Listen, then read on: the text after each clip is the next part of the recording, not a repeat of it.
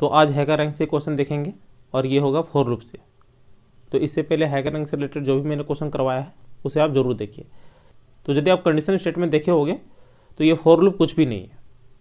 यहाँ पे इसने क्या किया हुआ है, पहले इसने फॉर लूप के बारे में बता दिया है कि फॉर लूप क्या होता है, उसके सिंटेक्स क्या होते हैं, और यहाँ पे इसने एक प्रॉपर फॉर्मेट में दे रखा है। ठीक है, लेकिन हमें मेन यहाँ पे फोकस करना है इनपुट फॉर्मेट, कि जो हमें क्वेश्चन लेने हैं उसका इनपुट फॉर्मेट क्या है।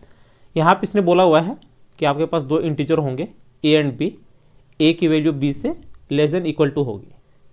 ठीक है, और आउटपुट फॉर्मेट में इसने बोल रखा है कि जो एन है, एन एक हमारा इंटीजर होगा, उसकी वैल्यू होगी 1 से 9 के बीच, जो हमने लास्ट वाले वीडियो में किया हुआ है कंडीशन स्टेटमेंट में। और यहाँ पे भी वही होगा हमारा कंडीशन, 1 के केस में 1 प्रिंट होगा, 2 के केस में 2 प्रिंट होगा, लेकिन यहाँ पे लूप के साथ होगा। लूप के साथ कहने का क्या मतलब है, यहाँ पे आप देखिए सैम्पल इनपुट में कि यदि ए का वैल्यू 8 है और बी का वैल्यू 11 है, तो 8 से हम लोग स्टार्ट करेंगे इटरेट करवाना, तो 8 प्रिंट हो जाएगा। यहाँ पे आप देखिए, उसके बाद क्या होगा 9, तो 9 प्रिंट हो जाएगा। उसके बाद यहाँ पे क्या है, इवन एंड ऑड, मतलब यहाँ पे बोल रखा है कि यदि n की वैल्यू ग्रेटर देन 9 हो तो ये इवन नंबर प्रिंट करवाएगा, यदि वो इवन नंबर हो तो यहाँ पे 9 तक हम लोग पहुँचे, 9 के बाद क्या आया 10, जो कि ग्रेटर देन 9 है, और 10 क्या है इवन नंबर, तो यहाँ पे प्रिंट हो जाएगा इवन। उसके बाद 11, इवन या ऑड, ऑड, तो यहाँ पे ऑड प्रिंट हो जाएगा।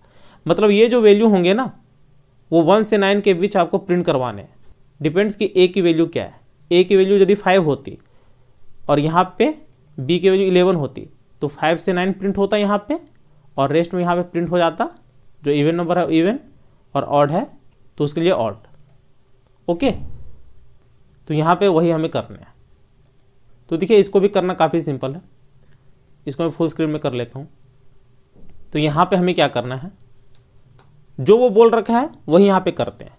सबसे पहले उसने बोल रखा है एक वेरिएबल हो ए, तो ले लिया।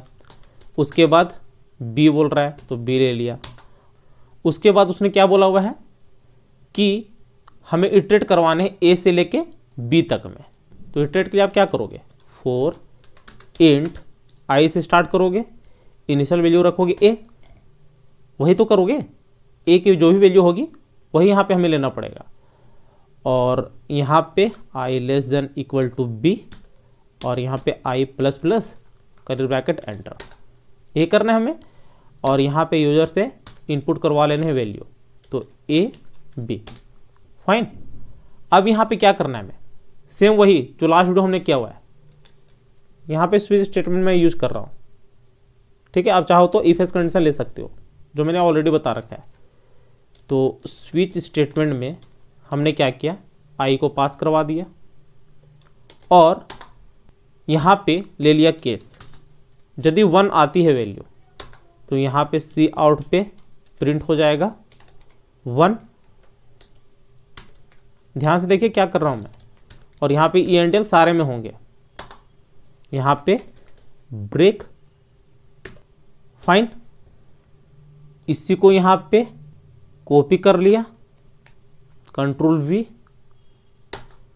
इसको हमें कर लेने हैं 9 टाइम्स, तो कंट्रोल वी, फिर से control we, control we, control we, control we, control we, control we. यहाँ पे कर लेते हैं केस 2, ये हो जाएगा 2, यहाँ पे केस 3, ये हो जाएगा 3, यहाँ पे केस 4, ये हो जाएगा 4, यहाँ पे केस 5, ये हो जाएगा 5,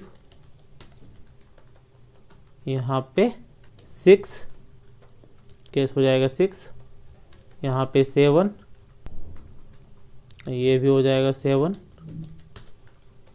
यहाँ पे कर लिया 8, ये भी हो जाएगा 8, और लास्ट में 9, ये भी हो जाएगा 9। उसके बाद यहाँ पे हो जाएगा डिफ़ॉल्ट। तो डिफ़ॉल्ट में हमें क्या करना है, डिफ़ॉल्ट में हमें क्या करना है कि यदि कोई भी वैल्यू एंटर नहीं होता है 1 से 9 के बीच में, तो डिफ़ॉल्ट में हमें चेक करना है कि क्या आई की वैल्यू 2 से डिविजिबल है कि नहीं, तभी तो हम लोग प्रिंट करवा सकते हैं कि वो इवन है या फिर ऑड। तो यहाँ पे यदि डिविजिबल हुई 2 से तो यहाँ पे आप प्रिंट करवा दोगे इवन, नहीं तो वो ऑड हो जाएगी वैल्यू। ठीक है, तो इसी को यहाँ से कॉपी, कंट्रोल V, ये हो जाएगी वैल्यू ऑड।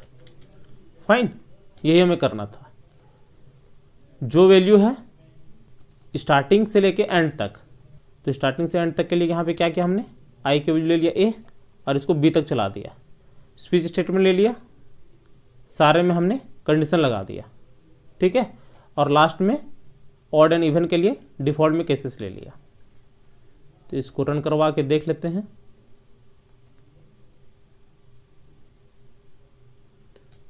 तो देख सकते हो ये टेस्ट केसेस पास हो गए।